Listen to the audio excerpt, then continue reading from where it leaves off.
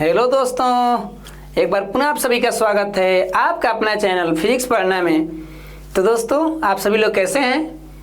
मैं आशा करता हूं कि आप सभी लोग मस्त होंगे। और आज के हमारे क्लास ये एग्जाम पॉइंट का तीसरा क्लास होने वाला है, जिसमें हम लोग जानेंगे मानव नेत्र का एग्जाम पॉइंट। और इस चैप्टर का अगर हम एग्जाम पॉइंट का रिवीजन कर लेते हैं तो ऑब्जेक्टिव के लिए बहुत ही फायदेमंद यह चैप्टर होगा। तो चलिए शुरू करते हैं। और जो भी महान जी लोग 2 क्लास एग्जाम पॉइंट का नहीं देखे हैं वो जल्दी हमारे चैनल के प्लेलिस्ट पे जा करके देख लें, ताकि उनको लगने लगेगा कि हाँ भाई, एग्जाम पॉइंट से काफ़ी ऑब्जेक्टिव हमारा क्लियर हो रहा है। तो चलिए, उम्मीद है कि आप देख लेंगे। तो ये क्या कह रहा है भाई, एग्जाम पॉइंट 2026 यानी कि मानव नेत्र का हमारा ये चल रहा है कहानी।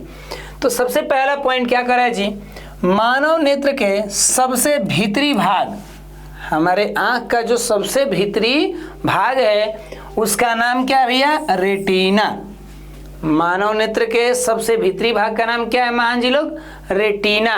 यहीं पर किसी वस्तु का क्या बनता है, इमेज बनता है। मतलब आप हमें देख रहे हैं तो आपके आंख का कौन हिस्सा पर मेरा प्रतिबिंब बना, आपके रेटिना पर। क्लियर? रेटिना का एक अन्य नाम भी है दृष्टि पटल, क्योंकि ये अंग्रेजी है और ये खुद का इसका हिंदी है। तो यहाँ तक समझ में आ रहा है क्या? रेटिना ऐसा लग रहा है कि ये कोई कैटरीना के भाई बहन है ना? तो उस पर ध्यान नहीं दीजिएगा, इस पर ध्यान दीजिएगा। और अगला पॉइंट की तरफ बढ़ते हैं। और देखिए, पॉइंट्स बहुत जबरदस्त हैं, है ना जी? ऑब्जेक्टिव के लिए लोग तो बहुत मस्त व्यक्ति है। क्या कर रहे हैं जी, आंख की ऐसी क्षमता जिसमें नेत्र लेंस की फोकस दूरी, ध्यान रखिएगा, हमारे आंख को ऐसा क्षमता मिला है, एक तरह से कहें तो प्राकृतिक गिफ्ट मिला है, जिसमें होता क्या है भाई, ये नेत्र लेंस की जो फोकस दूरी होती है ना, अपने आप से बदल जाती है। बाहर के जो हम लोग लेंस कांच वाला देखते हैं तो उसमें क्या होता है भाई, उसमें वस्तु को अगर आगे पीछे करते हैं तो उसका फोकस इधर उधर हो जाता है। लेकिन आंख के अंदर का जो लेंस लगा है, ये लेंस क्या करता है, ये अपने पास के ताकत से फोकस को अपने हिसाब से क्या कर लेता है, एडजस्ट कर लेता है। किसी बाहरी ताकत की जरूरत नहीं पड़ती है। तो ये क्षमता जो आंख को मिला, जो लेंस के पास है, ये कहलाता है क्या, समंजन क्षमता, या इसे अंग्रेजी में कहते हैं पावर ऑफ एकोमोडेशन। समझ में आया क्या?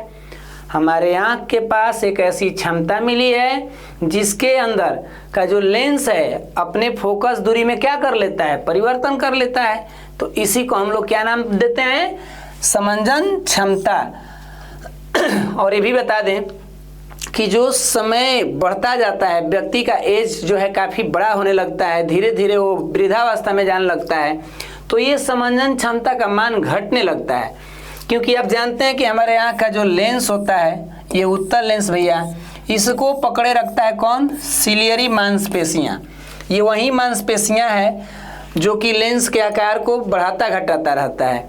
तो उम्र बढ़ने के साथ ये मांस की ताकत क्या होने लगती है, कमज़ोर होने लगती है। जाहिर सी बात है कि हम लोग भी देखते हैं अपने आसपास लोगों को, तो उनका शरीर का जो ताकत होता है वो घटने लगता है एज ढलने पर। तो इसके वजह से ये मांसपेशियाँ अपना लेंस पर ज़्यादा पावर नहीं लगाती है। तो भाई साहब, इसका कहानी क्या होने लगता है, गोल होने लगता है। तो उम्र बढ़ने के साथ ये समंजन क्षमता की पावर क्या होती है, घटती है। ज़्यादा डीपली में आपको इसकी जानकारी चाहिए तो आप चैनल के प्लेलिस्ट में जाइए, वहाँ मानव नेत्र का लेक्चर मिल जाएगा, वहाँ से देखिए। इस पर वीडियो बहुत ज़बरदस्त तरीक़ा से बनाया गया है। तो इसीलिए हम थोड़ा रिवीजन कर रहे हैं, तो कुछ फास्ट रहेंगे ना, ज़्यादा गहराई में नहीं समझेंगे। चलिए समझ लीजिए इधर। सामान्य नेत्र के लिए स्पष्ट दृष्टि की न्यूनतम दूरी 25 सेंटीमीटर। सर ये कुल तो हम लोग जान ही रहे हैं क्या जी, इसको क्या बताना है। मतलब वस्तु को जितना निकट लाएं, एक ऐसा दूरी आएगा जहाँ से वस्तु ठीक ठाक दिखेगी, लेकिन उसके इधर थोड़ा सा आ जाए तो वस्तु में धुंधलापन आने लगेगा, आँख को तकलीफ होने लगेगा। तो हमारे आँख का वो न्यूनतम दूरी कितना है भाई, 25 सेंटीमीटर। लेकिन अब आपके मन में आया कि भाई दूरस्थ बिंदु क्या होगा, दूर क्या होता है ये। तो दूरस्थ बिंदु का मतलब जहाँ तक आँख साफ साफ देख सकती है, तो वही बिंदु का नाम क्या होता है, दूर बिंदु। मतलब हमारा आँख कितना दूर तक देख सके एक पॉइंट है। तो भैया वो पॉइंट पता करना पड़ेगा। पहले तो दूर बिंदु को परिभाषित कर दिया कि दूर बिंदु किसे कहते हैं भैया, तो कह रहा है कि उस दूरस्थ बिंदु को जहां तक आंख क्या कर सके, साफ साफ देख सकती है, तो उसे दूर बिंदु कहते हैं। अब मन में यह आ रहा है कि दूर बिंदु कितना है, आप लोग तो जान ही रहे होंगे कि एक मनुष्य का आंख जो होता है, अच्छा बचपन में कब सुने होंगे ना, कोई पूछता था ना कि एक आंख से एक कोस तो दो आंख से क कोस, तो हम लोग वहाँ रामानुजन के भाई बहन थे, दिमाग लगाते एक आंख से एक कोस तो दो आंख से दो कोस, मतलब छोटा पे ज़्यादा ज्ञान नहीं था, तो धीरे धीरे समझदारी आई तो कहने कह रहे दोनों से तो ऐसे ही दिखाई देगा। तो भैया ये ध्यान रखिए, सामान्य आँख की दूर बिंदु मतलब आँख कितना दूर तक देख सकता है सर जी, तो अनंत तक देख सकता है। ध्यान रखिएगा, हमारे आँख जो है ये महान जी, ये कहाँ तक देख सकते हैं, ये बहुत दूर तक देख सकते हैं। चांद तारों को भी देख लेंगे, चांद तारों में नजर आया चेहरा तेरा, तो भाई चांद तारों तक चेहरा देख सकते हैं, इसका मतलब ये आँख भैया अनंत तक देख सकते हैं, है ना। तो ध्यान रखिए यहाँ पर अब क्या कह रहा है जी, वह निकटतम बिंदु जहाँ आँख साफ साफ देख सकती है तो उसे हम बोलते हैं नियर पॉइंट, यानी निकट बिंदु। मतलब आँख के नज़दीक, ऐसे आँख हमारा है, ये खतरनाक है, भयंकर आँख, समझ रहे हैं ना, ये आँख है और ये क्या है, ऑब्जेक्ट रखी गई है जिसका नाम होगा ए बी। तो इसको आँख के नज़दीक लाते हैं तो एक ऐसा डिस्टेंस आएगा जिसका नाम कितना होता है 25 सेंटीमीटर। इसके इधर रखेंगे तो थोड़ा आँख को देखने में तकलीफ होगी, लेकिन 25 सेंटीमीटर के पॉइंट पर रख दें तो आँख कहेगा वाह हाउ नाइस, मस्त दिख रहे होगा भाई तुम। तो इसका मतलब कि ये निकट बिंदु हो गया, आँख के सबसे नज़दीक का वह बिंदु जहाँ आँख रखी वस्तु को एकदम मस्त गाना गाते हुए देख सके, उसे कोई टेंशन की जरूरत नहीं है। तो इस तरीक़े से हमें उम्मीद है कि ये पॉइंट आपको क्लियर हो गया होगा। अगला पॉइंट की तरफ बढ़ते हैं, जिसमें कह रहा है कि ये सामान्य आँख का निकट बिंदु क्या होनी चाहिए, तो वही दूरी है जिस पर हम लोग चर्चा किए थे 25 सेंटीमीटर। ध्यान रखना है, सेंटीमीटर मात्रक याद रखिएगा ना, तो एग्जाम में दे देगा क्या, मीटर, मिलीमीटर, सेंटीमीटर और 4 ऑप्शन में से कौनों दिमाग घूम जाएगा उस टाइम, ध्यान नहीं रखेंगे, खाली 25 पर याद रखेंगे। निकट बिंदु तथा दूर बिंदु के बीच की दूरी को दृष्टि विस्तार कहते हैं। मतलब आँख जो हमारा देख रहा है, ये भाई साहब हम ही पूछ रहे हैं कि 25 सेंटीमीटर से इधर नहीं देखेगा, 25 सेंटीमीटर मान लीजिए कि ये हमारा आई है इस तरीक़ा से, तो इतना दूरी जो है क्या है 25 सेंटीमीटर, ठीक है ना। तो इधर के मतलब वस्तु को इधर रख दें तो नहीं दिखाई देगा, लेकिन वस्तु को इधर रख दें तो दिखाई देगा, लेकिन कहाँ तक दिखाई देगा, अनंत तक। तो कहाँ इसका फाइनली देखने का रेंज कहाँ हुआ, तो इसमें हुआ यहाँ से लेके इधर तक सब देख सकता है। तो यही डिस्टेंस, यही दूरी अपने आप में क्या हो गई, इसका रेंज ऑफ विजन, यानी हिंदी में कहें तो दृष्टि विस्तार हो गया। क्लियर, बिल्कुल क्लियर ना। चलिए, तो ये थोड़ा सा अजीब था, ये एग्जाम के लेकर उतना भी नहीं है, एग्जाम में इतना नहीं पूछता है, ये समझ लीजिए। दृष्टि दोष मुख्यतः 2 प्रकार के होते हैं, ऐसे तो अलग अलग जगहों पर अलग अलग इसका प्रकार है, लेकिन मेन अच्छा खासा जो लगता है उसे हम ले लेते हैं 2 प्रकार से। कसम मत खा लीजिएगा, कहीं आपको 3 मिलेंगे, कहीं 4 भी मिलेंगे, लेकिन हम लोग मेनली किसको मान लेंगे, 2 को मानेंगे, जिसमें एक का नाम क्या है, निकट दृष्टि दोष, और एक का नाम क्या है, दूर दृष्टि दोष। हमारे आँखों में जो दोष होते हैं मुख्य रूप से कितने होते हैं, 2 गो। एगो क्या होता है, मेट्रोपिया, एगो क्या होते हैं, हाइपर मेट्रोपिया। ये अंग्रेजी में बोल रहे हैं, हिंदी में क्या करें भाई, निकट दृष्टि दोष और क्या, दूर दृष्टि दोष। इसमें क्या होता है भाई, इसमें नज़दीक का ही दिखता है, ध्यान रखिएगा, नज़दीक का ही दिखेगा, इसमें दूर का ही दिखेगा। भाई रोग का नाम भी है और वहीं काम भी है।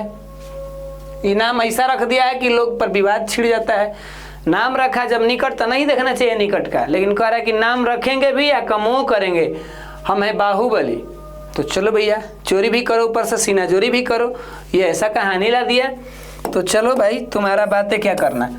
ये ध्यान रखिए, ये रोग दोनों होते हैं तो इसके पीछे कारण है। कह रहा है कि नेत्र गोलक अगर लंबा हो जाए, हमारा जो आँख होता है, ये आँख भाई साहब ऐसे, अगर ये लंबाई में हो जाए, थोड़ा ये लंबा हो जाए, ऐसे हो जाए, तो इनके होने से हमारे आँख में कौन सा रोग पैदा हो जाएगा, निकट दृष्टि दोष। अगर नेत्र गोलक आवश्यकता से थोड़ा लंबा हो जाए तो कौन सा रोग होगा महान लोग, वहीं निकट दृष्टि दोष। तो यहाँ तक हमें लग रहा है कि आप समझ गए होंगे। ये क्या टिप दी भाई, सेब कहाँ से टिप दे रहे हैं। ये देखिए आगे आगे क्या कह रहा है समझिए, उसी का कहानी है। देखिए निकट दृष्टि दोष जब हो गया तो आप क्या सोच रहे थे, जीवन भर उसको हुए रहे निर्दयी इंसान, ऐसा सोचना चाहिए। आज तक तो आप लोग जैसे इंसान ही देखें बताइए। तो ध्यान रखिए आप लोग बढ़िया आदमी हैं, ये वैसा आदमी को बोले थे ना जो साफ निर्दयी हो, बाकी लोग तो ठीक है। तो निकट दृष्टि दोष को दूर करना होगा तो कौन लेंस पटक दीजिए, उसको ले लीजिए अवतल लेंस का गुल्ला, चश्मा पहनो। अब आप कहेंगे सर जी आपको कौन सा रोग हुआ है, तो भाई साहब मेरे को रोग नहीं हुआ है, मेरे को तो ये आँख की सेफ्टी के लिए चश्मा दी गई है, ना कि आप समझें कि सर जी आपको भी हुआ है रोग ना, ऐसा बात नहीं है भैया। ये मेरे को सेफ्टी के लिए लिया गया है, क्योंकि आप जानते हैं कंप्यूटर पे 2 से 3 घंटा कंप्यूटर पे तो एकदम देना ही होता है, वो भी कम बता रहे हैं ना। कंटेंट तैयार करने में भी काफ़ी हमारे बहुत से ऐसे हमारे सहयोगी हैं जो मदद करते रहते हैं, लेकिन थोड़ा बहुत मेरा भी उसमें काम तो रहता ही है, और हम आराम तो कर ही नहीं पाएंगे। कहीं ना कहीं चीज़ों को मैनेज करना, तो भाई कंप्यूटर पे इतना लाइटें में रहना, मोबाइल पर भी टाइम देना, मैनेज करना, तो उस टाइम बचत के लिए हमारे आँखों को सेफ्टी के लिए ये चश्मा की ज़रूरत हुई, ठीक है ना। अगला हमारा पॉइंट्स क्या है भाई, देखिए दूरदृष्टि दोष में क्या होता है। दूरदृष्टि दोष का होता है कि नेत्र गोलक जो लंबा हुआ था ना वो छोटा हो जाएगा, मतलब ये जो था ना लंबा भाई साहब, ये अब क्या कर जाएंगे, छोटा हो जाएंगे, मतलब कुछ ऐसे हो जाएंगे, इतना पर से हो जाएंगे। तो आवश्यकता से जब ये छोटा हो गया तो रोग हो गया क्या, वही रोग दूरदृष्टि दोष हो जाना। तो इस तरीक़ा से यहाँ पर हमें समझ में आ गए बातें कि ऐसा होता था कहानी। ये देखिए अब दोष हुआ है तो ठीक करेंगे ना, दूरदृष्टि दोष को दूर करना है तो उनको पहना दीजिए उत्तल लेंस का चश्मा।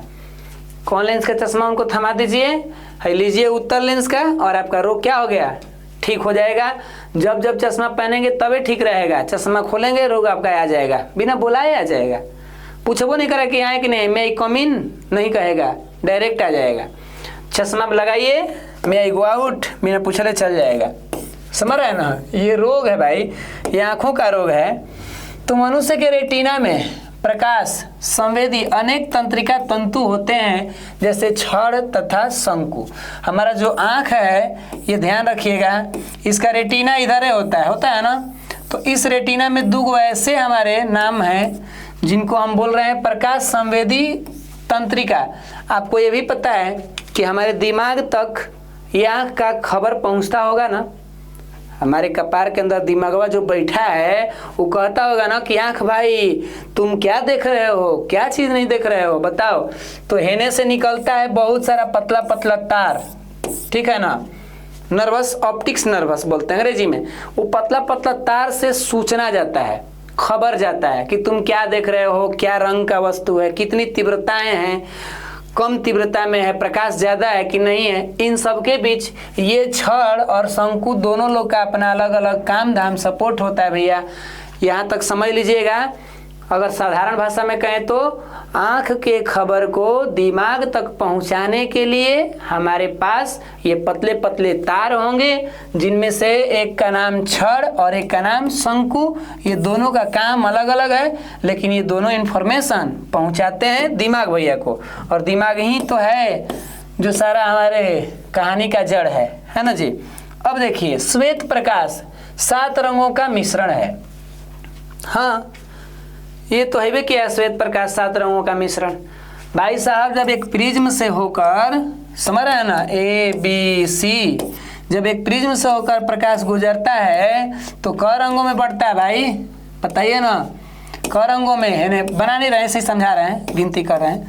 तो 7 रंग इधर आ जाता है। इस बात को जब पहली बार न्यूटन बताएं तो लोगों के अंदर ये हलचल पैदा हो जाएगी, मतलब हो गई कि न्यूटन ये मजाक कर रहे हैं, का जादू वदू का दिखा रहे हैं।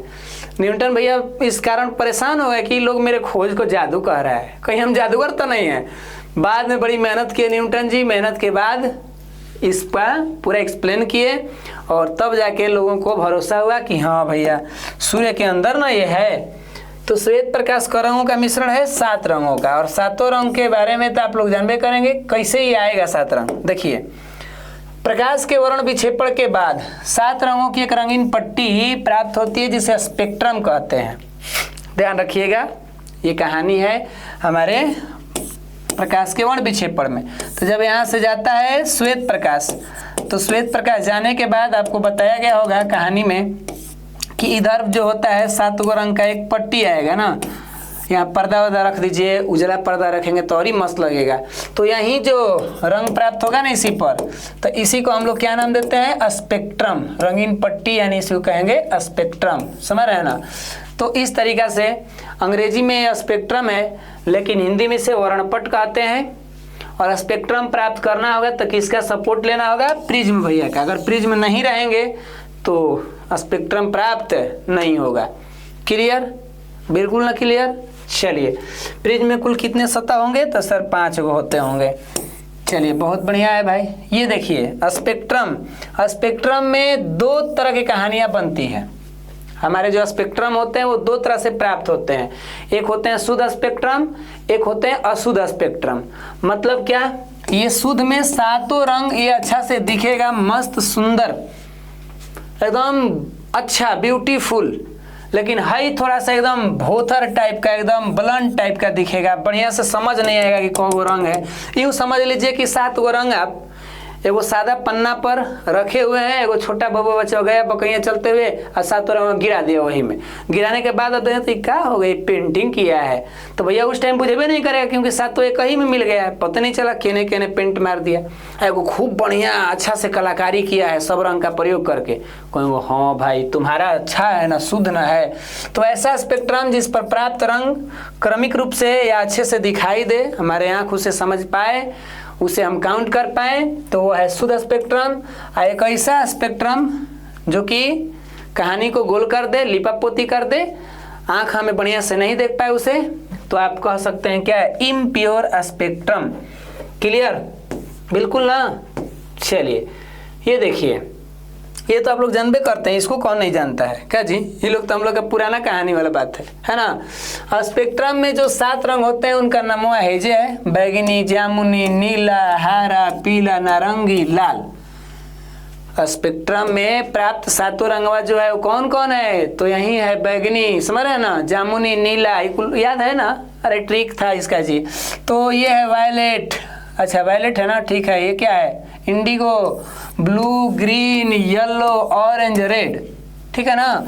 तो इसी को हम लोग बोलते थे क्या, शॉर्टकट में, याद होगा ना।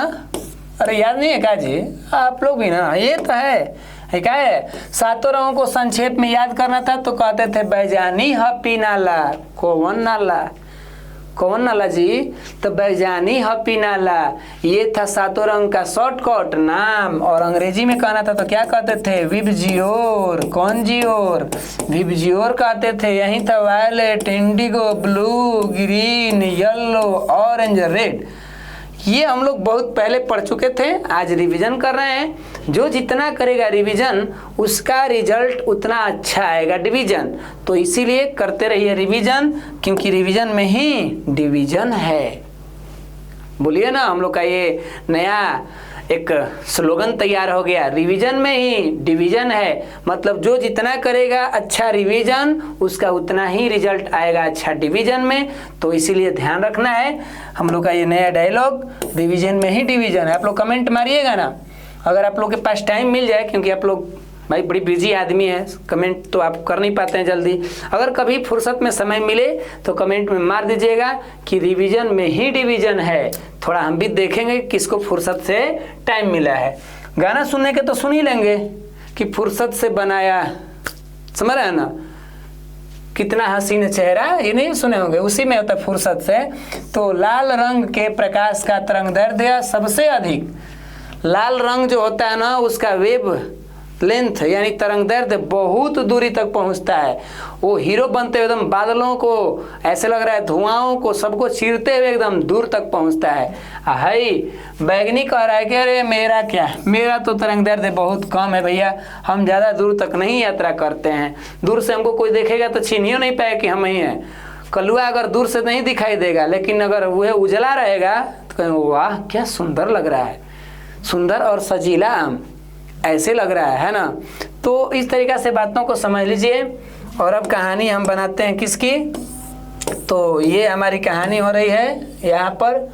लाल रंग के प्रकाश का विचलन सबसे कम। अब ध्यान रखिए, एक तरंग दैर्ध्य था ज़्यादा, यहाँ का कर है विचलन सबसे कम, मतलब ये जल्दी विचलित नहीं होगा। यूँ समझिए कि यहाँ से चल दिया रेड कलर चल दिया। क्लियर बातें समझ में आ रही है क्या? जब चल देगा तो इसके पास कई गो मार्ग है, हेनियो जाएगा, हेनियो जा सकता है, हेनियो भाग जाएगा, हेनियो मतलब विचलित का मतलब डाइवर्ट होना। लेकिन लाल रंग इतना नियंत्रण वाला है, इतना इस पर कंट्रोल है अपने आप पर ना, कि ये जल्दी बाहरी दुनिया से विचलित नहीं होता। कहता है कि हमको जाना है अपने लक्ष्य की ओर, अपने टारगेट की ओर, तो जाएंगे भैया। और इसका टारगेट मान लीजिए बी पॉइंट है, तो ये एकदम चलता चल पहुंच जाएगा। समझ रहे हैं ना? बोलिए, समझ में आ रही है ना? लेकिन अगर यहीं भटक जाता ना तो अपने मंजिल पे नहीं जाता। तो इसीलिए लाल रंग का जब विचलन कम हुआ तो ये दूरी इसका ज़्यादा हो गई, तरंग दैर्ध्य इसका ज़्यादा हो गया। अब यहीं बैगनी का ले लीजिए, तो बैगनी कह रहा है कि भाई हम तो बड़ी विचलित आदमी है, हमको 2-4 रुपया मिलता है ना, तुरंत पहुंच जाते हैं ना। थोड़ा हम खाने पीने में आगे रहते, कोनो दोस्तों भेटाएगा रास्ते में, चलो तनी चलो विचलित हो गए। वो कहता कि ना, हमको घर से निकले हैं, पढ़ने जाना है, काम पे जाना है भैया, हम जल्दी विचलित नहीं होंगे। तो ध्यान रखना है, कौन ज़्यादा विचलित होगा? बैगनी। जब विचलित ज़्यादा होगा तो दूरी बहुत कम तय करेगा, ज़्यादा नहीं जा सकता ज़िंदगी में आगे। तो 7 रंगों को अगर मिलाया जाए तो पुनः क्या प्राप्त होगा? श्वेत प्रकाश। जो बैजानी पिनाला था उसको जब प्रयोग किया गया, न्यूटन ने अपना प्रयोग किए, एक ऐसा कागज पर एक कूट के बना के 7 गो ऐसे रंग मिलाए। समझ रहे हैं ना? 1 2 3 4 5 6, एक और बना दीजिए में, एगो और का रुक जाइए, ये भी ना रुक जा भाई, ये बनाने में बड़ा सोचना पड़ता है जिसको भी। तो एगो हेजी बना दीजिए, 7 गो रंग भर दीजिए। अरे क्वेश्चन बन रहा है जी भयंकर। 7 गो रंग भर के चरखा की तरह नचाइए, इसको गिरने की तरह से नचा के देखिए, उजला दिखने लगेगा। तो इस तरीक़ा से जब 7 गो रंग को मिला देंगे तो कौन रंग प्राप्त हो जाएगा? ये हो जाएगा श्वेत प्रकाश। और श्वेत प्रकाश के बाद ये जिंदगी आ गई यहाँ। और क्लास हमारे जो एग्जाम पॉइंट के हुए वो क्या हुए? समाप्त हुए। और जाने से पहले एक ज़बरदस्त विचार उन महान लोगों के लिए जो अपने टारगेट का रिजल्ट पाना चाहते हैं, जो अपना लक्ष्य का परिणाम पाना चाहते हैं, उन महान लोगों के लिए। तो क्या कह रहा है आज का हमारा विचार? कह रहा है कि अच्छे रिजल्ट लेने के लिए, जब भी अगर आपको अच्छा रिजल्ट लेना होगा भाई, तो कहीं ना कहीं क्या लगता है कि ऐसे ही कोई दे देगा? ऐसे तो कोई देगा नहीं, जरूर उसके प्रति मेहनत करनी होगी। सामान्य रिजल्ट तो कोई बबुआ बचवा को भी मिल जाएगा भाई, लेकिन कोई बड़ा रिजल्ट पाना चाहता है तो उसके लिए क्या करे जी? बातों से नहीं, रातों से लड़ना पड़ता है। खाली बात कर देने से नहीं होगी, कई रातें मेहनत करनी पड़ती है, जगनी पड़ती है, सेल्फ स्टडी करना पड़ता है, तब जाके एक टप्पर व्यक्ति बनता है। लोग जो टप्पर को देखते हैं और उसको जाके तुरंत बोल देते हैं भाई कि बधाई हो, तुम्हारा तो मज़ा ही मज़ा है, लेकिन कभी ये नहीं पूछते कि वो कितना रातों से लड़ा है, कितना मेहनत किया है। मतलब उसके उस टाइम का हम लोग जो देखते हैं ना, उसका जो प्राइज मिलते समय उसका जो मान सम्मान देखते हैं, तो हम लोगों के मन में ये आता है कि वाह क्या किस्मत वाला इंसान है। लेकिन वाकई हमारा मन जो है जानता है कि किस्मत सबको नहीं होती, किस्मत तो उसी की दासी होती है जो अपनी कहानियाँ अपने मेहनत पे लिखता है भाई। तो इसीलिए कभी ना कभी आपके भी मन में जब ऐसा विचार आए कि फलाना जी को मज़ा ही मज़ा है, तो इस बात का ध्यान रखना कि वो व्यक्ति को जब अच्छा रिजल्ट आया है या अच्छा परिणाम आया है तो कई रातें अपना क्या किया है? मेहनत किया है, कई दिन कई घंटे अपना उस पर वर्क किया है भाई, तब जाकर रिजल्ट मिला है। क्योंकि प्रकृति किसी के साथ अन्याय नहीं करती। एक फल को पाने से पहले कई बार पौधों को सींचना होता है, कई बार देखभाल करनी होती है। यूं ही फल नहीं मिल जाते हैं पौधा से, उस पर काफ़ी समय देना होता है। तो उसी तरह हमारी ज़िंदगी भी अपने आप में क्या है? एक छोटे पौधा की तरह है, जैसे जैसे इसको सींचेंगे, जैसे जैसे इसकी देखभाल करेंगे, वैसे ही ना आगे चल के ये फल देगा। तो इसीलिए हमें थोड़ा मेहनत करनी होगी, लालच पर ध्यान नहीं देना है, अपने मेहनतों पर विश्वास करना है। तो हमें उम्मीद है कि आज की एक क्लास, आज के विचार आप सभी को अच्छे लगे होंगे। तो जय हिंद, जय भारत।